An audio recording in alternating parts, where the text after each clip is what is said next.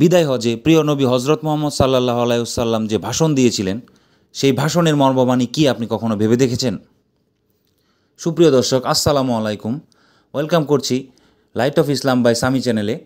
আজকে আমাদের প্রতিপাদ্য বিষয় হচ্ছে বিদায় হজে হজরত মুহাম্মদ সাল্লাল্লাহু আলাইহি ওয়াসাল্লাম মানবজাতির উদ্দেশ্যে যে ভাষণ দিয়েছিলেন, সেই ভাষণের বাংলা তর্জমা অথবা এর মর্মবাণী।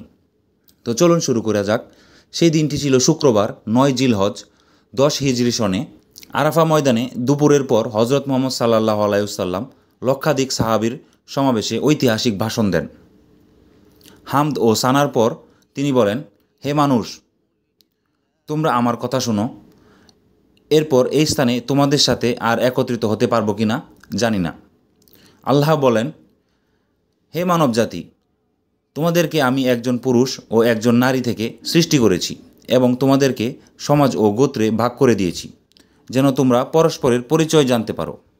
অতএব শুনে রাখো, সকল মানুষ সমান, মানুষে মানুষে কোনো ভেদাভেদ নেই। আরবের উপর কোনো অনারবের উপর কোনো আরবের শ্রেষ্ঠত্ব নেই।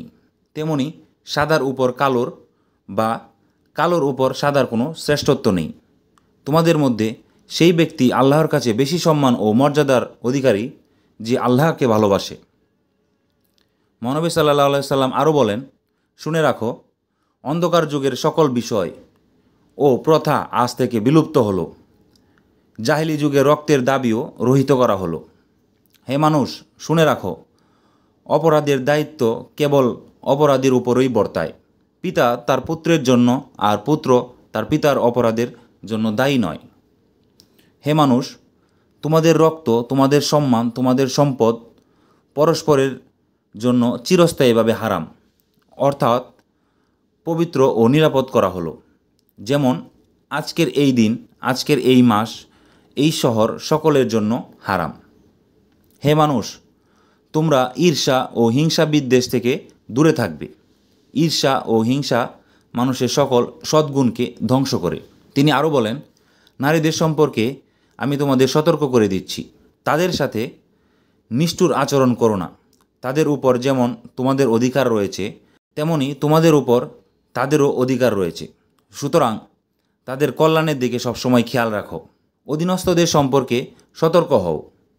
তোমরা নিজেরা যা খাবে তাদেরও তা খাওয়াবে, নিজেরা যা পরবে তাদেরও তা পরাবে। শ্রমিকের শরীরের ঘাম শুকানোর আগেই তার মজুরি পরিশোধ করবে। বিশ্বাসী সেই ব্যক্তি যার হাত ও মুখ থেকে অন্যের সম্মান, ধন ও প্রাণ নিরাপদ। সে নিজের জন্য যা পছন্দ করে, অন্যের জন্য তাই পছন্দ করে। বিশ্বাসীরা পরস্পরের ভাই। সাবধান, তোমরা একজন আরেকজনকে হত্যা করার মতো কুফরি কাজগুলোতে লিপ্ত হবে না। হে মানুষ, শুনে রাখো, আজ হতে বংশগত শ্রেষ্ঠত্ব ও কৌলিন্য প্রথা বিলুপ্ত করা হলো। কুলীন বা শ্রেষ্ঠ সেই যে বিশ্বাসী ও মানুষের উপকার করেন। হজরত মুহাম্মদ সাল্লাল্লাহু আলাইহি ওয়াসাল্লাম তার বক্তৃতায় আরও যোগ করেন, ঋণ অবশ্যই ফেরত দিতে হবে। বিশ্বস্ততার সাথে প্রত্যেকের আমানত রক্ষা করতে হবে। কারো সম্পত্তি সে যদি স্বেচ্ছায় না দেয়, তবে তা অপর কারো জন্য হালাল নয়।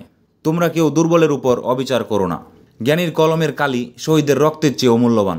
জ্ঞানার্জন প্রত্যেক নরনারীর ফরজ, কারণ জ্ঞান মানুষকে সঠিক পথ দেখায়। তোমরা তোমাদের প্রভুর ইবাদত করবে, নামাজ কায়েম করবে, জাকাত আদায় করবে, রোজা রাখবে, হজ করবে আর সঙ্গবদ্ধভাবে নেতাকে অনুসরণ করবে।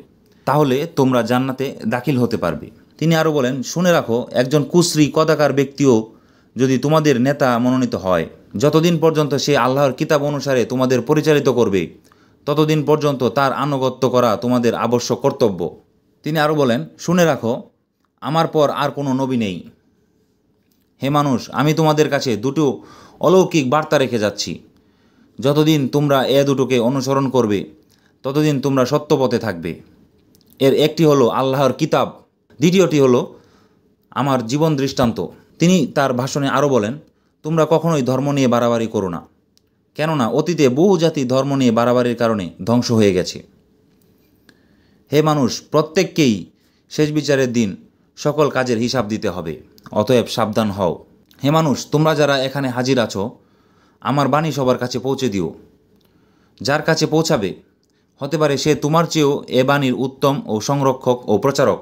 এরপর হজরত মুহাম্মদ সাল্লাল্লাহু আলাইহি ওয়াসাল্লাম তার বিদায় হজের ভাষণে উপস্থিত জনতার উদ্দেশ্যে জিজ্ঞেস করলেন, হে মানুষ, আমি কি তোমাদের কাছে আল্লাহর বাণী পৌঁছে দিয়েছি? সকলে সমস্বরে জবাব দিল, হ্যাঁ। এরপর নবীজি সাল্লাল্লাহু আলাইহি ওয়াসাল্লাম বলেন, হে আল্লাহ, তুমি সাক্ষী থাকো, আমি আমার সকল দায়িত্ব পালন করেছি।